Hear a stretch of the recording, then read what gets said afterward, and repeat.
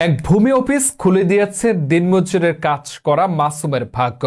রাজশাহীর দুর্গাপুরের দেবীপুরে অবস্থিত ভূমি অফিসের অলিখিত কর্তা এই মাসুমের সাদা কালো অর্থ নিয়ে দুর্গাপুর এখন সরগরম।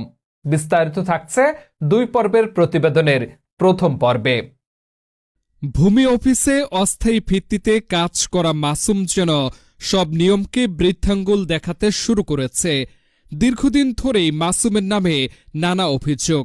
এরপরেও তিনি রাজশাহীর দুর্গাপুরের দেবীপুরে অবস্থিত ভূমি অফিসের অলিখিত গডফাদার। দেবীপুর ভূমি অফিসের পাশেই তার অলিখিত তদবিরখানা, যেখানে প্রতিদিন ভুক্তভোগীদের আনাগোনা। অভিযোগ উঠেছে, ভূমি অফিসের উপসহকারী ভূমি নায়েব তার নির্দেশে রাত দিন সেবাকে ভোগান্তির সেবায় পরিণত করে তুলেছেন। ভূমি অফিসে আসা সাধারণ মানুষরা অটো রেফার্ড হয়ে যায় বিতর্কিত মাসুমের নিকট, আর সেখান থেকেই চুক্তি হয় সমস্যা অনুযায়ী দাবি দাবা।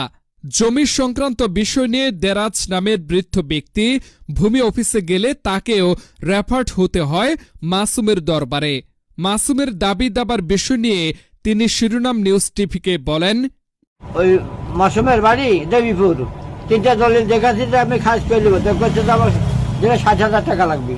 আমি হেঁটে আইছি, পারবো না, 3-4 দিন হচ্ছে। অনেক ধরতর লোক। ও আমাকে একটা কাজ দিয়েছিলাম, ও আমাকে কাগজ দিয়েছিলাম, কাগজের ইয়াতে এখন বলছে জমিয়াতে টাকা লাগবে 1 লাখ। 1 লাখ টাকা চাইছে, আমি কাগজ নিয়ে চলে এসেছি, আর কাজ করাইনি। ভুক্তভোগীদের অভিযোগ, রেকর্ড হয় তিনি দুর্গাপুর উপজেলার এসিলেন্ট ভূমিসহ রাজশাহীর জেলা প্রশাসকের নাম পর্যন্ত ব্যবহার করেন নিজের ক্ষমতার জানান দিতে।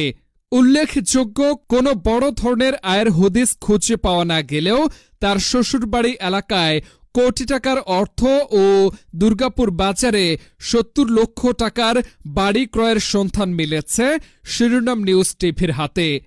এছাড়াও আশ্চর্যজনক আরও কিছু তথ্য উঠে এসেছে, যা আগামী পর্বে দেখানো হবে। অভিযোগ, এর বিষয় মাসুমকে ফোন করলে তিনি ফোন রিসিভ করেন নাই।